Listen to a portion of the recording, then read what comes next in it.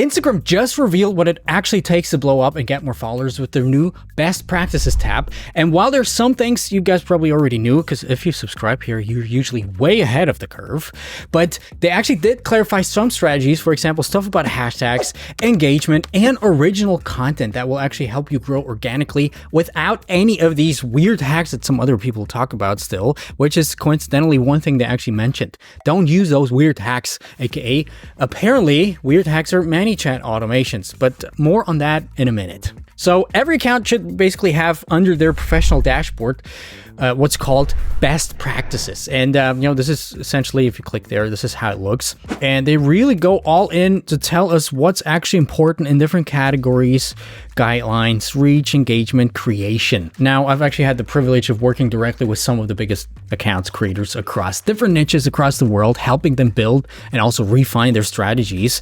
And while all of this advice in there is actually pretty useful, it's not the complete full picture. What actually matters is written between the lines right here, which is just what we're going to analyze right here, because there's some interesting things also for me. So let's start with the first tab right here, creation. Create content that clicks with people. First of all, by the way, they already everywhere they tell you how you are doing right now. So for example, well, you're leading the way with 13 reels created last month. They always tell you what's going on in your account and whether you're okay or not. But the actual first important thing once we open this best practices tab is how many reels you should be creating. And again, we've talked about this here for a while now on this channel, but now they also officially state that accounts that create more than 10 reels per month usually have the best reach. Mind you, 10 or more reels per month. And they actually specifically say reels, not posts. That's just how it is. But they also mention down there, photos and carousels can also help you get more reach. So again, the focus is clearly on reels. We knew that already, just to show you they actually write that between the lines right in there. The next really important thing here is where I was pretty sure I can be like, ha, got you, Instagram. You're spouting misinformation. It's wrong. But I actually went back to check all the stats for my clients and accounts, and turns out they are right. Instagram is right in what they say. What they say is reels that are 30 to 90 seconds get better engagement and are shown to more people. Reels over 90 seconds won't be recommended to new audiences, which is kind of interesting because I thought we actually had creators that had 2-minute reels that blew up. And it's true, but that was months ago. And over the past 3, 4, 5 months, none of them actually. And here's just one example from one of the best performing reels from one of our clients. 1 minute 30, 90 seconds to the point. Exactly. 4.2 million views. Actually, it has 5.7 million views because, there's also the Facebook views that are not being counted in there.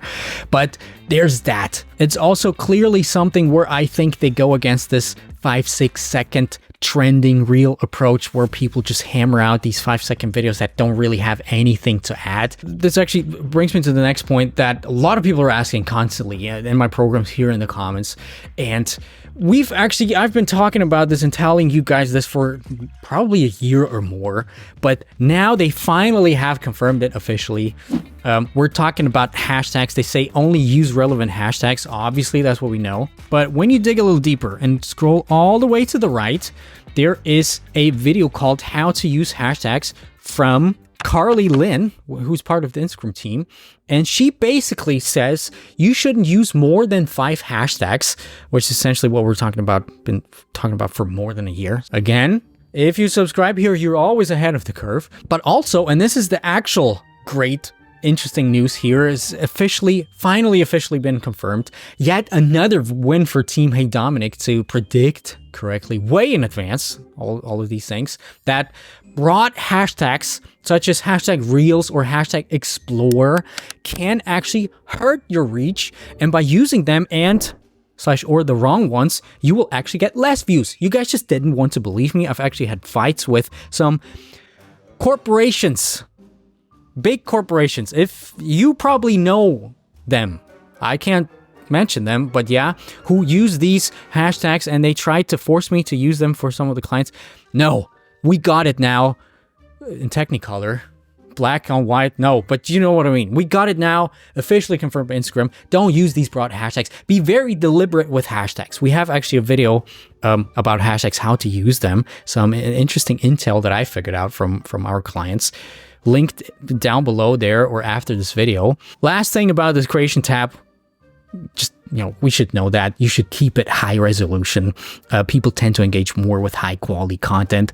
And the creator mentorship cohort, we've just gone through this whole thing. Your content needs to have a minimum viable content quality, production quality. Below that, it's not going to get recommended. Below that, people are just not going to engage with that. And sometimes if your content quality is actually too high, meaning it has like a gigabyte or something for a 30-second reel, it will get compressed and then it actually looks worse than before, and then it doesn't hit the minimum viable threshold of content production quality. So be careful with that. Just one other small thing, because I'm a nerd, again, and I have to just mention that.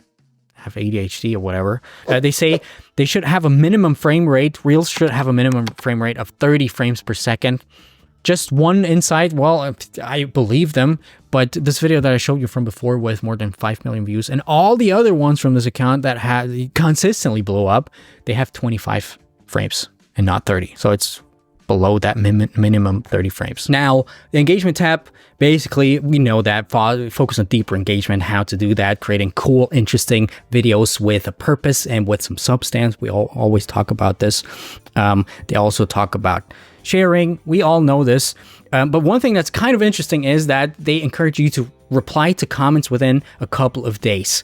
So don't reply to them after 2-3 weeks. Seems like replying to your comments after a few days will help keep pushing the reels out a little longer than usual. Now, engagement tab, nothing really new, but here's where it gets interesting. If we go to the reach tab, it's actually a very interesting point that comes up all the time. And I was actually coincidentally just talking about this in one of my creator mentorship mastermind sessions the other day, because people always have this question. If one of your posts or reels underperforms, will subsequent reels get less views because of that reel underperforming, if you know what I mean? The answer is strictly no. I personally actually have tons of data on this. For example, we've had a client who've had hundreds of thousands of views on each reel consistently. And one time, instead of 700,000 views, they got 20,000 views, right? And clients went crazy, obviously. Everybody would go crazy. It was like, what's going on right there? We went back to check. And usually when we go back to check stuff like that, it's the content. People get lazy. People don't put as much effort into the content anymore. And most likely it is the hook. In this case, it was the hook. So point being, next time this client posted with effort again, with putting a lot of effort in again, they went back right up to their usual numbers, 700, 800, 900,000 views. So there's that. There's no penalty. And we actually have a lot of clients where the reach really fluctuates a lot from super low numbers to super high numbers after one another. And in my opinion, that's actually a good thing because, first of all, we need that for our data-driven content framework, because we need to understand what works and why it works, and then maybe we can find some stuff out. But also, sometimes just the maximum views metric is not the one you actually want to focus on at all times, because it might push you into a different direction if it doesn't align with your goal. Or sometimes you were going to figure out, and that's actually a thing that happens a lot, is that the low views content might help you sell the most of your products, for example, or get you the most revenue, which is the case for me here on this channel, for example. So there you go. And if we scroll down again, Shiru actually confirmed this. She said that posting bad performing content won't mess up your algorithm stats. Instagram takes a look, the algorithm takes a look at each post on their own, and it depends whether this post is actually good or not. And cool thing for you, because this means you can actually experiment way more. And you can try out a lot of more things. Now, if we go ahead, next tab is the monetization tab. We're not even going to talk about it because it's bull. You're not going to get rich with that unless you have tens of millions of followers. Doesn't matter. We're not going to focus it. But lastly, in this general guidelines thing, there's two super interesting insights that we actually get right here. First of all, they tell you if you follow the guidelines, which is good. Again, doesn't always mean that you're not going to get your reach cut, even if it's all green sometimes. Doesn't matter for now.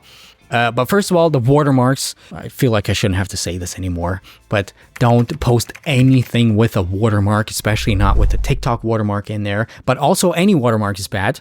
Also your own watermark. Some people do that. Bad. We have lots of data. They will suppress your reach. But there's one thing that answers one of the most asked questions that I get recently. And again, you know, what a surprise. I have figured this out, obviously, months ago already because of all the data that we have coming from all of our clients. But you probably know that you're not supposed to post unoriginal content, meaning content that somebody else has already uploaded before. And if they find a match, right, if you post exactly the same piece of content again, the repost will get taken down. And Instagram will just not like that. They will also flag your account if that happens a lot. Obviously, this is only true if you don't alter the content in any way. And if we again scroll down there, Andrew from Instagram specifically mentioned that, for example, memes, if you alter it in the form of creating a meme of something, it should be fine. Not saying you should post memes, by the way. Don't. Ideally, you don't post memes. Just crap. But you get the idea. But here's where it actually gets really, really interesting, because he also answered one of the most asked questions, which is whether you can repost your own content, you know, from your own account, and whether this will actually get flagged.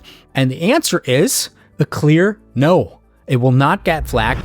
You can repost your own content as many times as you want without running into any problems. In fact, we're actually doing this a lot with some of our clients. If they have already good content back and post consistently after 2 to 3 months, it's a very valid strategy to simply repost old, high-performing reels, sometimes even not super high-performing reels again. Sometimes I'll alter it, sometimes to really take the same post and repost again. And sometimes these reposts on the same account perform even better than the first time around. So again, we've been talking about this for a while, but finally Instagram has officially confirmed that, which is very cool. Now, the last big thing, it's kind of complicated, and I'm still doing research on that as we speak. Basically, engagement bait. He said that you shouldn't tell people or bait people to comment with a specific word. Now, where have we heard this before? Most likely in the sense of Manychat automation posts, which used to blow up like crazy. Well, not so much anymore, and we can clearly also see that in our data. If you kind of bait people to say, well, comment the word X down there and you'll get my new PDF guide or something like that, a lot of times content like this will not get recommended as much anymore, usually only to your followers right now, and actually a small portion of your followers only, which is kind of a bad thing for Manychat. You know, because usually 5 months ago, you had to have a 5-second Instagram reel and with some comment X and it'll send you this with some cool hook. And then it blew up almost all the time. Yeah, these times are over. Kind of sad for Manychat. I was actually considering doing some sort of brand deal with them recently. And as you know, I'll only do it if it were really beneficial for you guys. However, coincidentally, really, sometimes it's just funny. I was just on a call with one of my clients right before this video, and still some of her reels blow up with Manychat automation attached to them. So, you know, we kind of have conflicting data, and this is what I said, I'm still doing research on it, but I believe it has something to do with how the video actually is. If the video has some sort of substance, if, you know, if we go back, if the video focuses on deeper engagement a bit. If it's just a simple engagement bait 5-second video where you again say, well, comment X, it will most likely get suppressed. If it's a valuable video that sort of gets a conversation going and that has a DM automation attached to it as an extra, it's fine and it will most likely blow up. Again, I'm still doing my research. I still stand by my word. Manychat is very, very powerful. It's actually been responsible for literally hundreds of thousands of dollars over the past few months of revenue just through Instagram, through Manychat, for some of my companies as well as some of my clients. So there's that. By the way, this video right there talks about some interesting findings about how to really use hashtags to get views. It's a few months old, but it's still very, very relevant. I strongly urge you to watch this, and I'll see you later.